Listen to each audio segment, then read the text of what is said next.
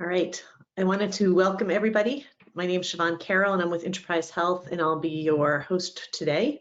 Our webinar is on exploring HITRUST new assessment options. Before we get started, I wanted to give you guys a couple of quick webinar tips. Throughout the webinar, we'll keep all lines muted to prevent background sounds. If you need to get in touch with either of our presenters, please use the chat feature or the questions feature, which on my screen is on the right side, might be on the bottom of yours. If you have any questions, ask them there. If you're having any technical difficulties, ask them there, see what we can do. After today's session, you'll receive an email from us. If you're interested in the copy of the slides, please let us know. The webinar itself will take about 30 minutes and there'll be a few minutes at the end to ask any questions that we don't get to during the webinar. With that, I'd like to introduce today's presenters. So you can see on our screen right here, we have Nicole Kramer and Ryan Patrick. Nicole is Enterprise Health's new director of HITRUST, and she's been working in the field of IT for her entire career. She moved into compliance working on HIPAA risk assessments about 13 years ago and has not looked back. She enjoys working with clients directly to help solve their complex privacy and security issues, and customer service and making her clients happy has always been her focus. Ryan Patrick is HITRUST VP of Adoption and has worked for more than 20 years in security and information technology for both public and private sectors. Ryan brings an innovative perspective in protecting information and organizational resources. And prior to joining HITRUST, Ryan was the head of Enterprise Health's HITRUST practice. So we know him very well. Anyway, so let's get started. I think, Nicole, you are up first.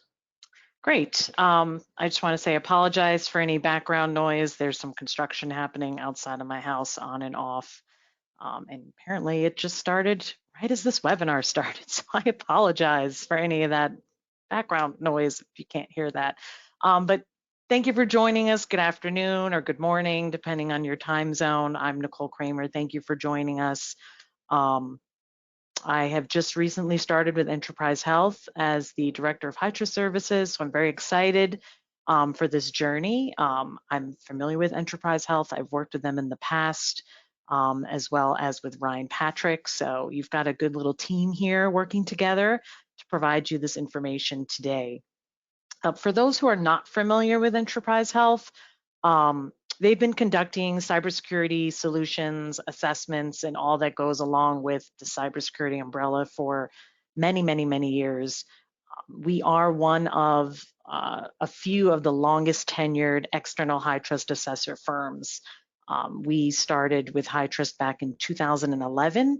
That's only 2 years after HITRUST came out with the CSF. We do provide a number of other services, such as HIPAA, NIST Cybersecurity assessments, things of that nature. As I had mentioned, we are an external HITRUST assessor firm, which means we are authorized to conduct HITRUST assessments for companies such as yourself. We've been an assessor firm for 10 years, as you can see on screen. We've done a number of joint ventures, joint presentations such as today, educational workshops, so on and so forth. We do a number of webinars throughout the year. Again, as I said, 2011, it's been a long journey with HITRUST. We look at them as a partner at this point. So we've got a lot of experience conducting HITRUST assessments, to say the least. I want to talk just a little bit of our differentiators. There's a lot of options out there in the year of 2022 for external assessor firms. So you look for what is the differentiator between one versus the other. You all offer the same service as far as becoming certified with HITRUST and going along that journey. One of our differentiators is our long-standing relationship with HITRUST. Again, since 2011, we've been working together with HITRUST, guiding along with HITRUST to make the CSF the best possible risk assessment. We do have some seats on what they call the HITRUST Council. This kind of helps formulate the CSF as it moves along its journey since 2011. We have 3 seats total on that committee, which is a big differentiator from other firms that just kind of become an external assessor firm, and then they don't have any input as to how the CSF becomes better long-term, makes important changes such as the changes you're going to look at today. So it's a key differentiator. Another differentiator for us is that we're really healthcare focused. We have a lot of experience conducting HIPAA risk assessments, which obviously is a need for covered entities and business associates. So we've been in that space for a very long time, and when HITRUST became available as another option for covered entities, business associates, payers, whoever is mandated to become HITRUST certified, we of course adopted that right away. All right, so that is our differentiators. So now we're going to move into a poll. So I'd like to get an understanding of our audience today. How familiar are you with the new portfolio options that HITRUST has come out with? The I1 versus the R2, and we'll kind of tailor our discussions around that familiarity.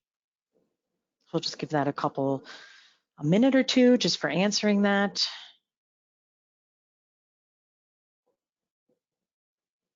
Sorry for the background noise if you can hear all that. Keep my headset as close as possible. Okay, and we should see the polling results. Nicole, I can see them. It's 43% completely unfamiliar, and everybody else, 57%, are familiar. Okay, so we've got a 50-50. Great. Well, I'm sure, so I should add to this then, due to the complex differences between who knows and who doesn't know about the new portfolio options, please feel free to put those questions in the chat as we go along. As we start explaining the differences between what an I1 is versus an R2, you're going to have a lot of questions. I'm sure it's probably a main reason why you've come here is because you have a lot of questions. So please do put those in the chat. Siobhan, just let us know if something comes up that's per the discussion that we're having.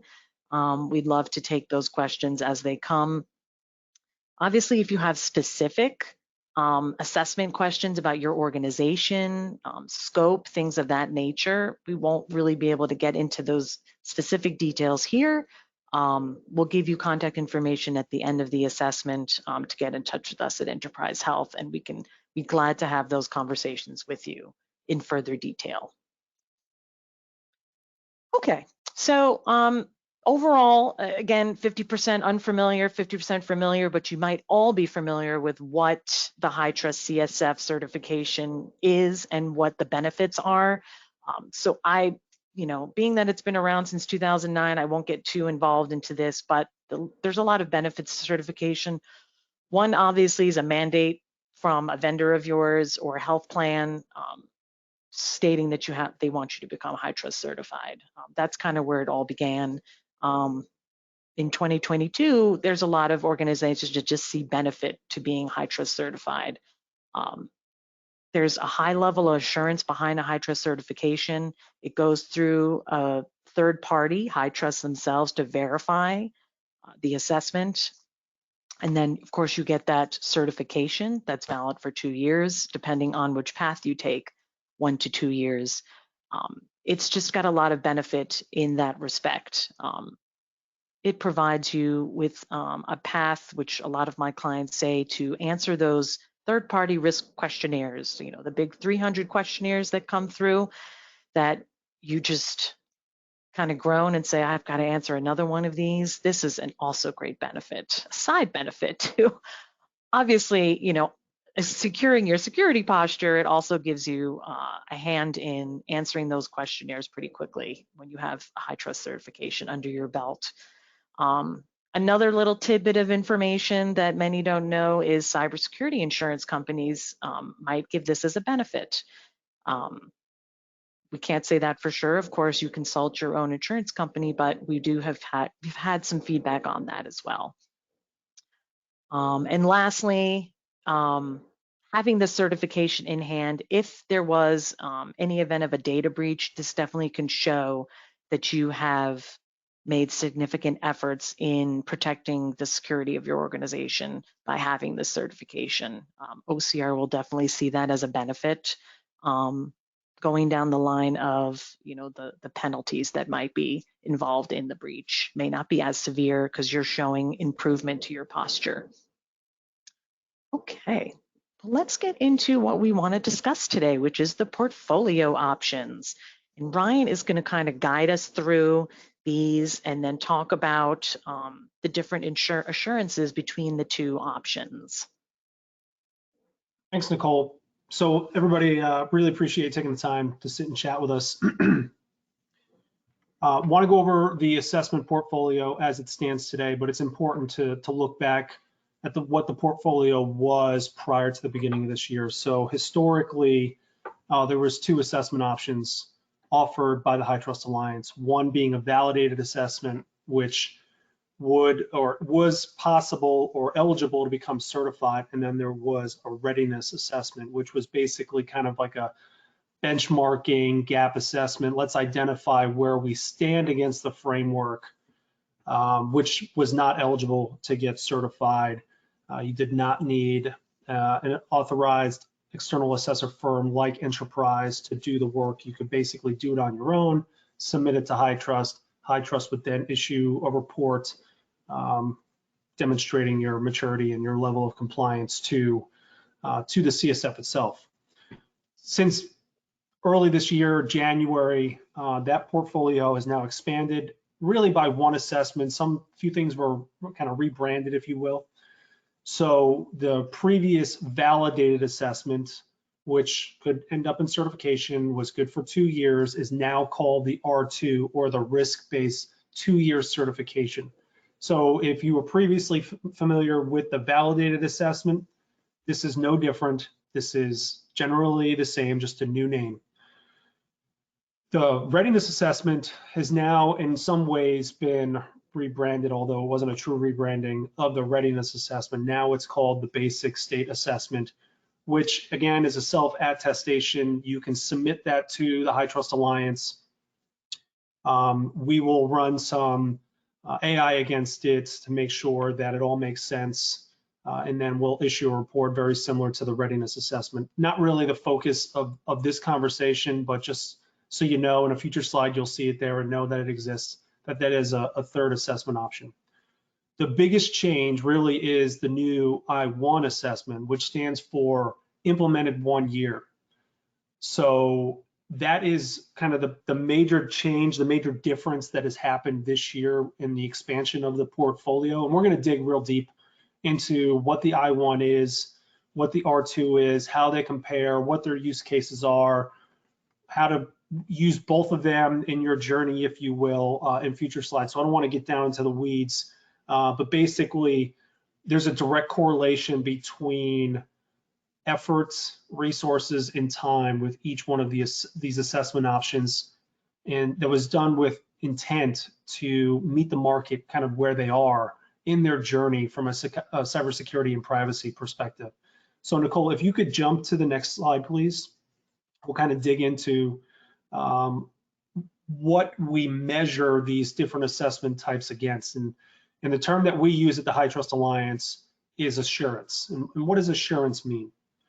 Really, at the simplest level, assurance is kind of that warm and fuzzy, or that ability to sleep at night, right? So how comfortable are you as someone who's reading this report that what's in the report is actually accurate, it's got integrity, it's consistent, it's transparent? Because the historical proprietary spreadsheets that probably most of you are still dealing with to a certain extent today, where you want to do business with a third party, they send you a 300 or 400 question spreadsheet or Word document, and you go through that and you answer most likely yes or no. Sure, that gives some insight. It gives a little bit of transparency to what's going on in your organization from a security and privacy perspective. But you as the consumer, or actually in this example, they as the consumer, if you're only answering yes or no, there's no detail in there. And there's no way to actually prove that you have the controls in place that you say you have in place. So we really push the assurance because you can walk away knowing that if I'm reading a HITRUST certification report, that control is in place and it is functioned. And oh, by the way, there's a policy and a process supporting that control in case something goes awry, which history has proven is likely to happen in any industry, in any organization of varying sizes, of all sizes. So what we really strive on is increasing transparency, increasing consistency, increasing integrity, and kind of the scalability and the flexibility of the assessment to apply to all organizations of any industry. And that's really what this slide is speaking to. If you look at this chart, you see the basic current state assessment, which I mentioned earlier. You got level of effort going across the bottom, and you have level of assurance working vertically.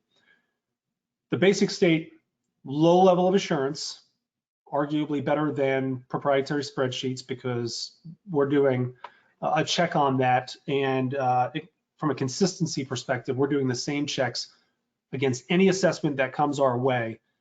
So it's meeting the same standards regardless of the entity.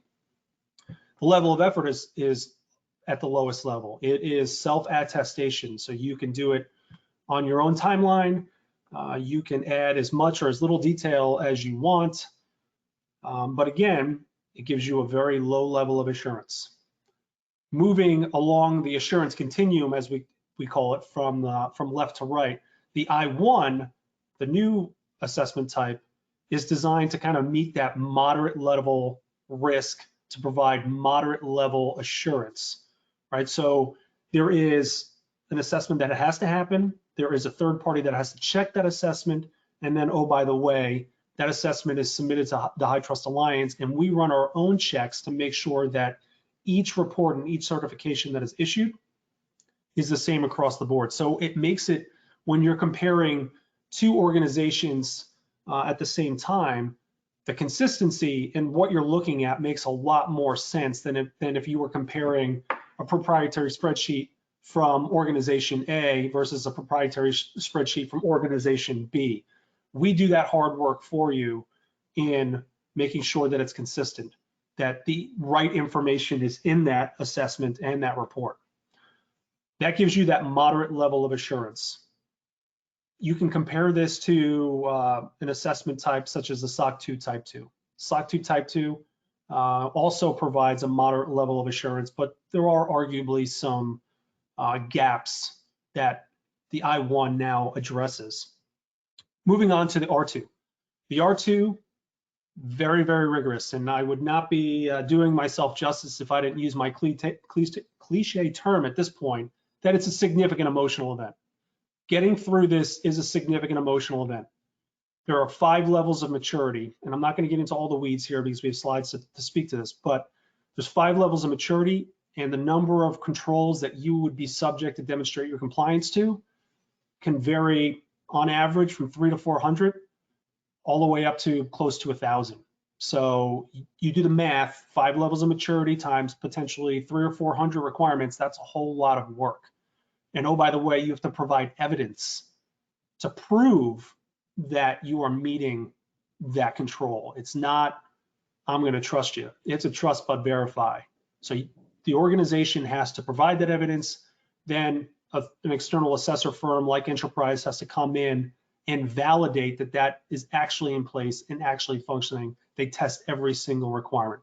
That by far provides the highest level of assurance, and that's really what we're talking about today, is how does the I1 versus the R2 compare?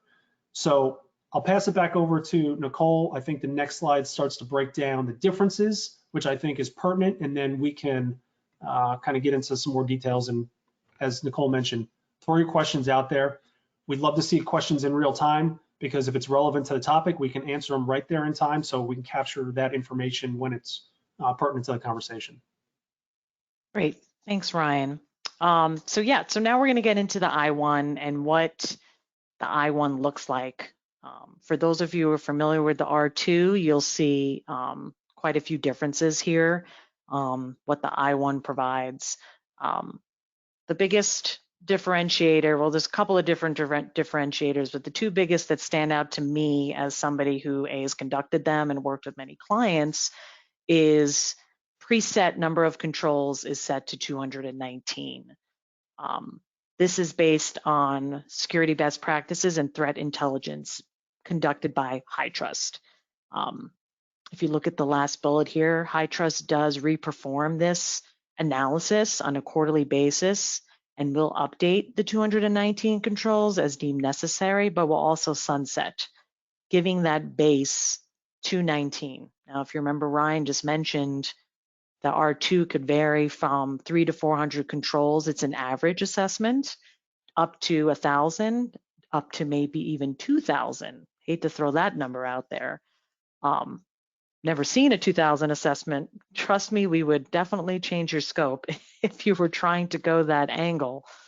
But it's an option. Those controls are there. So the I1, significantly less effort, but definitely less on the assurance X and Y scale that we just looked at on the table. The second point that really jumps out to me from a firm side and from a client side, such as yourselves, is the 1-year certification cycle. So this will become your risk assessment on an annual basis. You'll be conducting an I1 as opposed to, let's say, a SOC 2. This will become the new norm for you.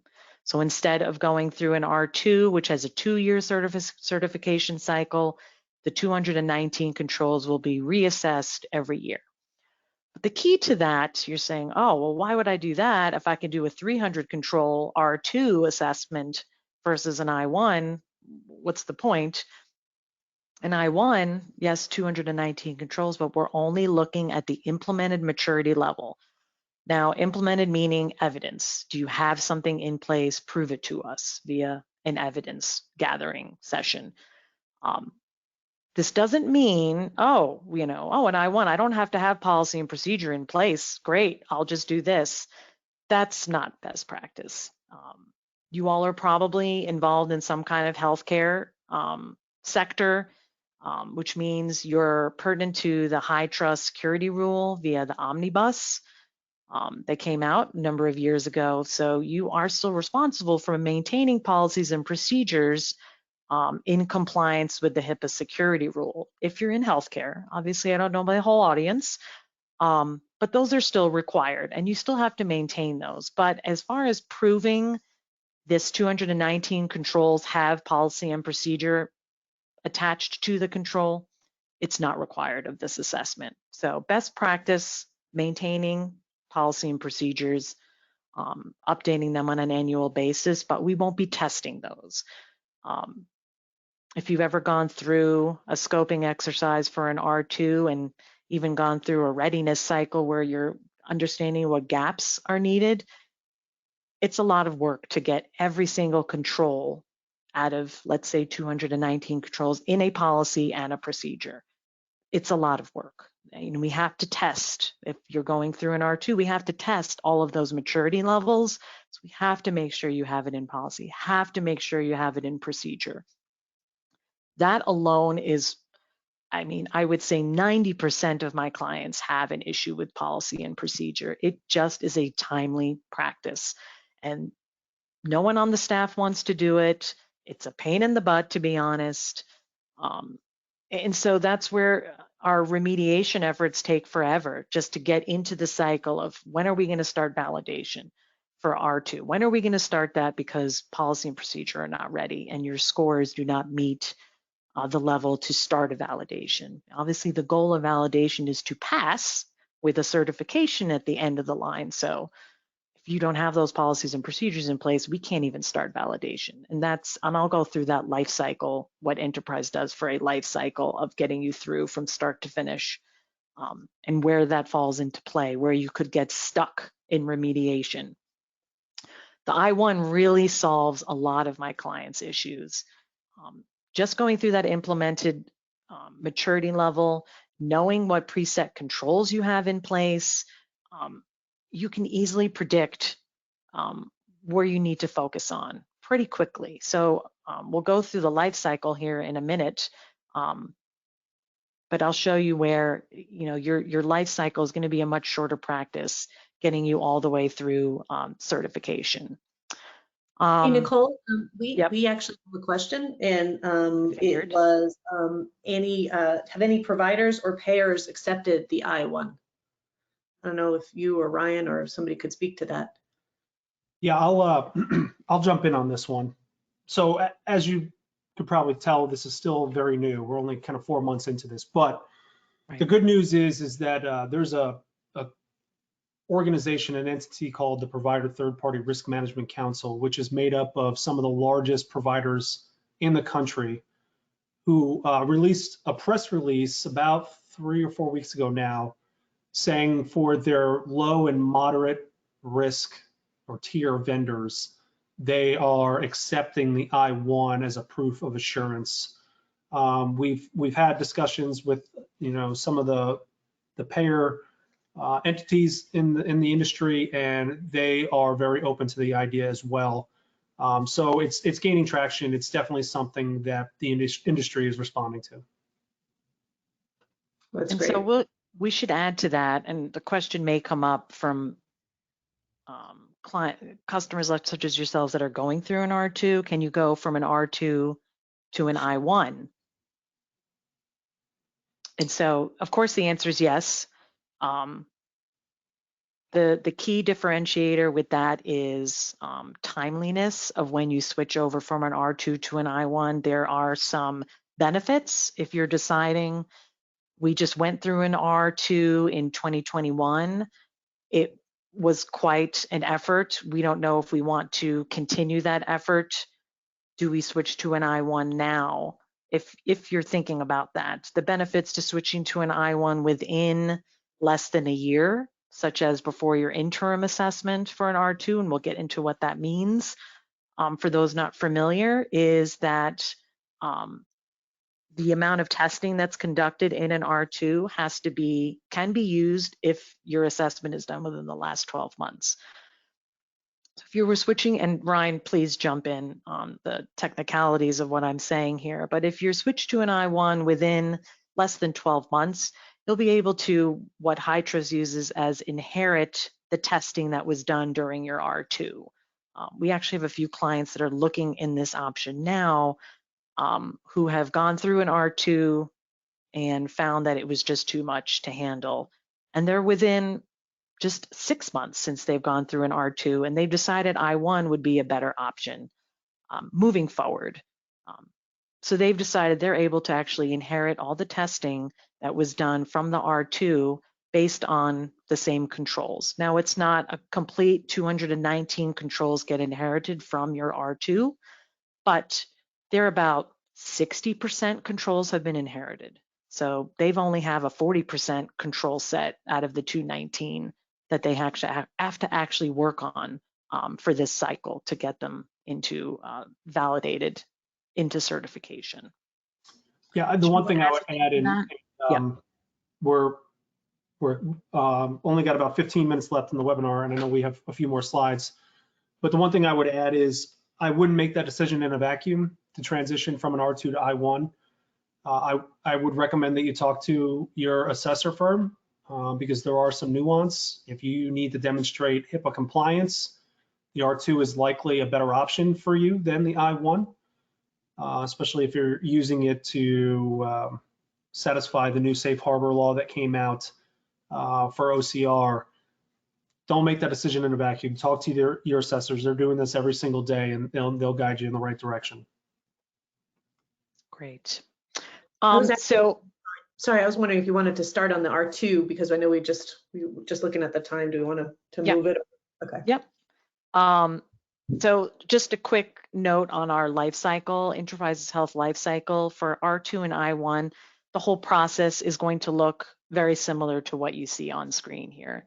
It's the same 4-phased approach. And I can go through that when we go through the R2.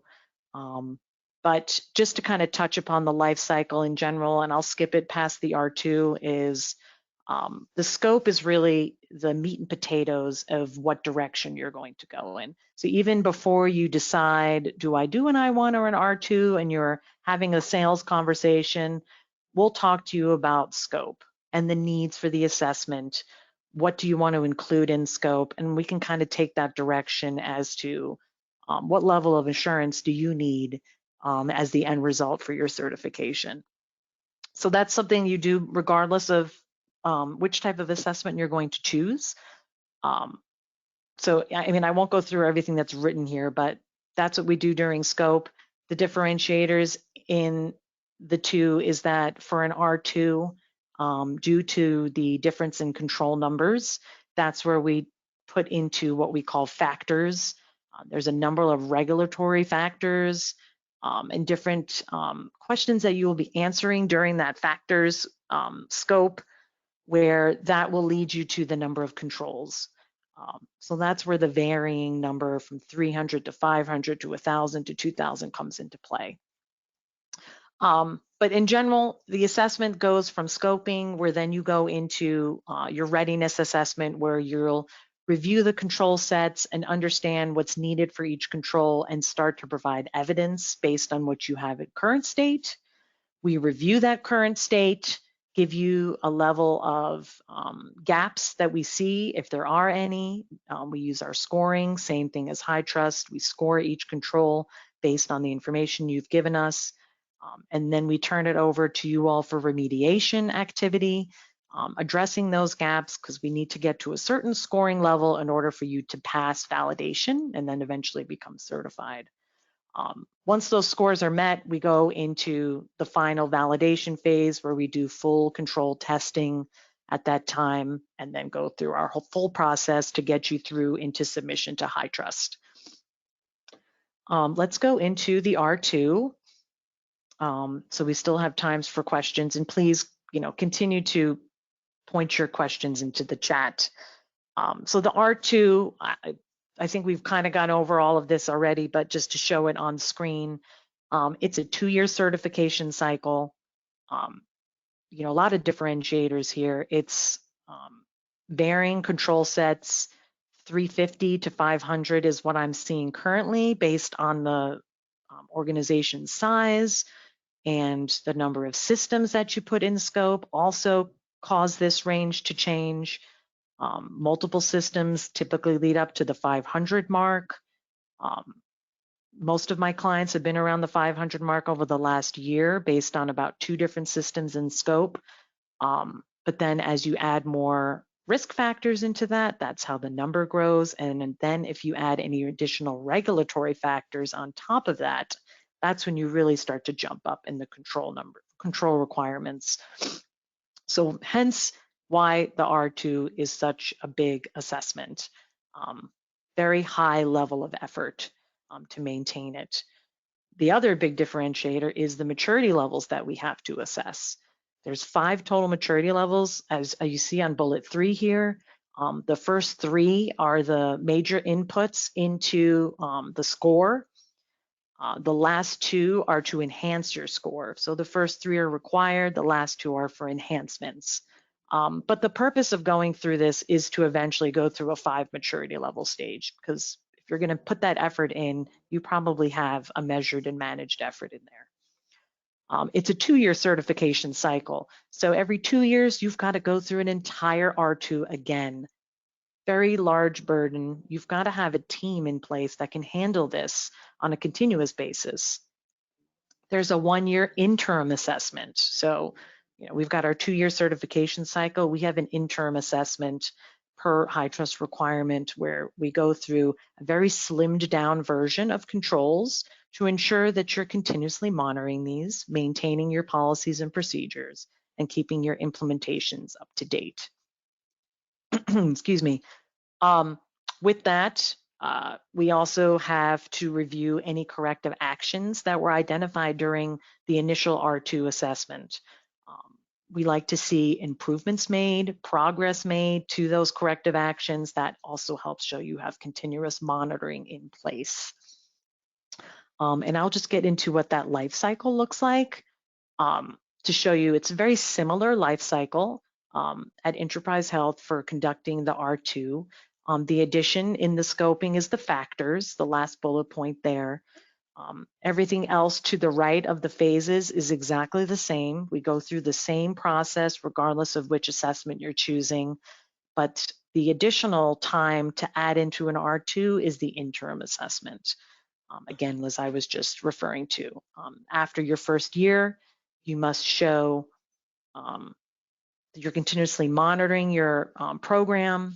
You are evaluating any corrective action items that were identified during the first assessment, and then we do a test point of 19 controls chosen at random during that assessment. So a much smaller version of the R2, but still showing maintenance of your program.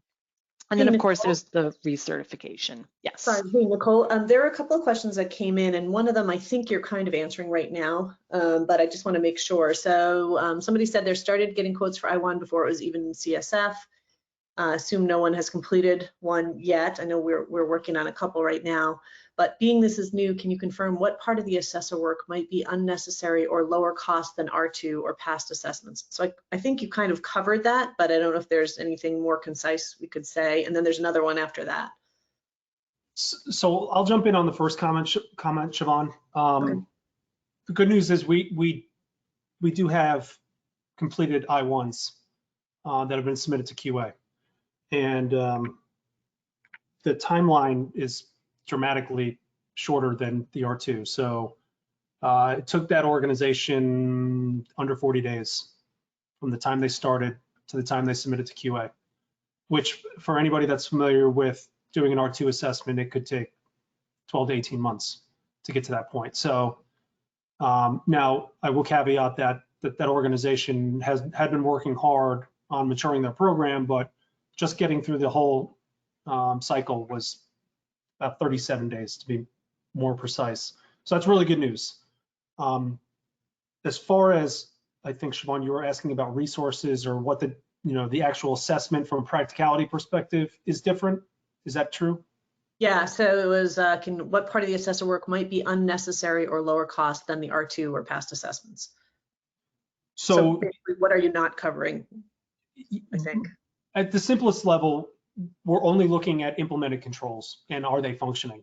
Whereas the R2 was not only looking at implemented controls and are they functioning, but assessing that there was a policy and a process in place to govern that functioning implemented control. So we went from most organizations are only being evaluated on 3 of the 5 maturity levels. That's policy, process, and implemented, which Nicole mentioned. We're only focused on the implemented. The difference being is the assessor firms still have to do full testing on that implemented maturity level. And I think it's important to point out that there still will be an element of policy and process, but only as it relates to an implemented control. So if the control is asking, is there a business continuity plan?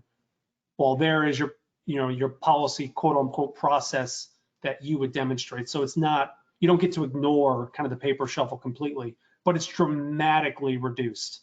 The effort really is reduced for all parties involved. The assessed entity, the person getting assessed, the organization getting assessed, for the assessor firm, and ultimately for HITRUST, because it's a dramatically reduced assessment. And that's kind of what I was referring to, is that you don't get out of doing your policies and procedures. That's still best practices. And if you have to be compliant with, let's say, HIPAA, you definitely should be maintaining those. But the maintaining that on a HITRUST level is a great effort. Now you were talking, the question also addressed the timeline reduction.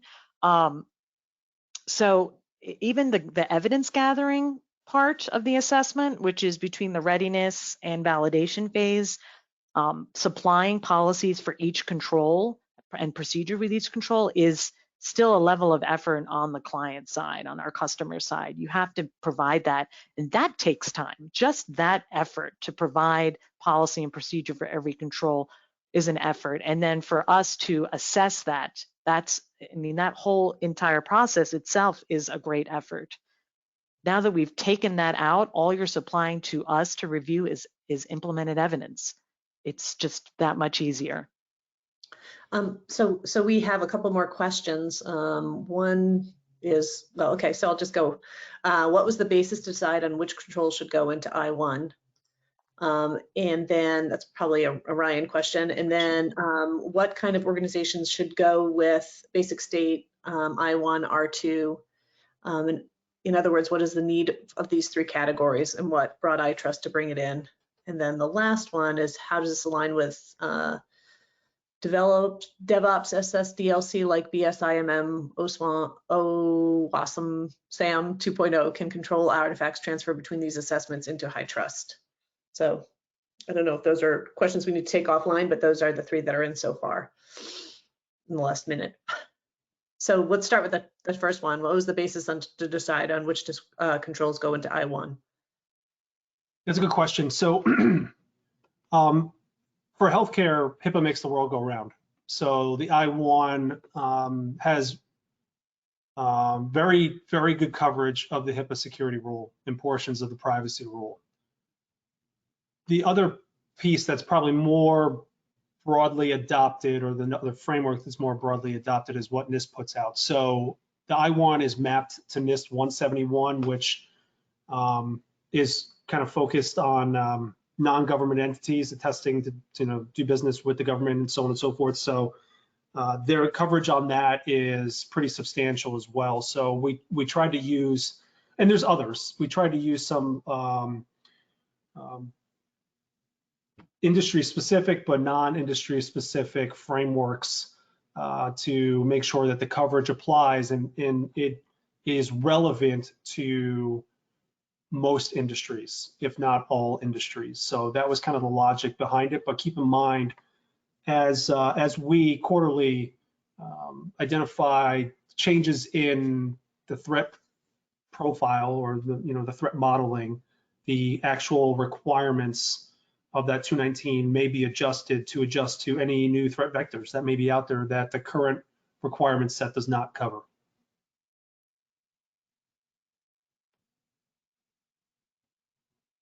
What was the next one, Siobhan? So yeah, so and then I guess it's more use cases. What kind of organizations should go with the three different types of categories? And then why did HITRUST bring them in the I-1? But I think you kind of covered that one, but you could go ahead. Yeah. I'll make some callbacks on that previous slide. So it really boils down to risk. Everything boils down to risk. The idea is there are a huge swath of business partners out there in all industries that present some risk, but not so much risk that they need to go for the full R2 assessment. The full R2 assessment from a use case perspective may be an organization that either has PHI or PII, maybe remote administrative access, has your intellectual property, whatever the circumstance may be, whatever is like most risky to you, probably someone you want to go through an R2 assessment. There's a lower level tier or lower level risk vendor kind of in the middle that we previously were not serving because we had the readiness assessment, which was basically a self-attestation, which could be used for a variety of reasons, whether it's benchmarking, maybe there's an organization that wants to do business with you, but they want to make sure that you're actually doing something. Readiness assessment serves in that capacity of really low risk vendors. But again, like I said, there's a huge group of vendors right there in the middle that don't need to do the R2. It's like killing a fly with a cannonball, but present enough risk that a self-attestation just is not enough. So we built this to kind of satisfy that mid-tier risk profile while increasing the assurance level. The products or the assessment types on the market before the I-1, would provide insight, but the assurance you got from those assessment types wasn't ideal, right? Because of what I mentioned, if you compare, let's say, a SOC 2 to the work that we're doing, a SOC 2 has two levels or two sets of eyes that are looking at an assessment. You have the management representation letter that the assessed organization has to attest that the assessment was done. It was done with integrity. It's accurate. What is in the assessment actually is true. It's factual. And then you have the CPA firm that comes in and they do their testing and validation and they write the report. And that's kind of where it ends. Whereas our assurance methodology, we have those first two levels. The assessed entity still has to attest that it's an accurate assessment. We have firms like Nicole's and Siobhan's, external assessors who have to come in and do validation work and do testing. But this is where HITRUST kind of breaks apart. We require all of our external assessor firms like Enterprise to have a completely separate team from the actual audit team to do a QA of that assessment. So that's a third set of eyes looking at that assessment to make sure that what's in it is accurately represented, and you as a consumer of that report can walk away feeling comfortable that that is actually there and functioning. But it doesn't stop there. Once the QA team at the assessor firm gets their eyes on it and blesses off on it, it's sent to the HITRUST Alliance. We have our own QA team that does a QA of that assessment. So lots of back and forth between the HITRUST Alliance and the assessor firm, making sure that all the ducks are in a row, everything's factual, everything makes sense, it's accurate, it's consistent, it's transparent, blah, blah, blah, blah, blah. Once that's done, that's 4. Once that's done, there's another team within the HITRUST Alliance, the compliance team, that looks at that assessment. So there's 5 levels of eyes, or 5 sets of eyes that are looking at that assessment to increase the assurance level. That's different from any other assessment type that's out there today. So that really is kind of not only the driver for the I1, but also the differentiator. That's good. All right, that's awesome. One of the questions that we also had was SOC 2 and comparison to I1, and the switching between the two, which I also think you may have covered, but those are 2 more. And go ahead. Yeah, I definitely just covered the kind of the SOC 2 comparison. Yeah. I think Nicole mentioned you can switch from an R2 to an I1. Again, I recommend you talk to your assessor firm before making any concrete decisions.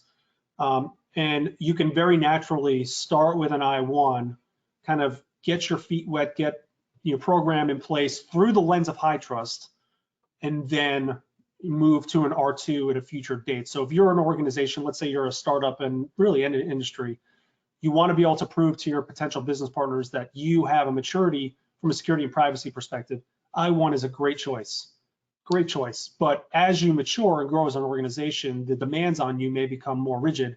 That's when the R2 would likely make more sense. Okay, and then there were two that were a little bit technical, which maybe you can answer, or maybe it's somebody at HITRUST. I don't know how technical you are, Ryan. How does this align with DevOps, SSDLC, like BSIMM, OWISM, SAM 2.0? Can articles transfer between these assessments into HITRUST? Transfer into these assessments into HITRUST. I'd like to get a copy of that question and who sent it, and I can follow up offline just to get some clarification on the question so I can answer it as accurately as possible. Sure. And then there's another one that's a IT services firm that does security work, and can they get certified, which I'll forward that one to you as well, to talk to them as well. But Okay. Otherwise, I think that's all we have. So, we have a little poll at the end here. If anybody is interested in learning more about HITRUST. And otherwise, I just really want to thank Nicole and Ryan for joining us today. It was really helpful, and got a lot of good information about I1 and R2. Yeah, absolutely. Thank you all. I appreciate the time and effort. Thanks for having me. Anytime. Anytime. Okay. Thank you.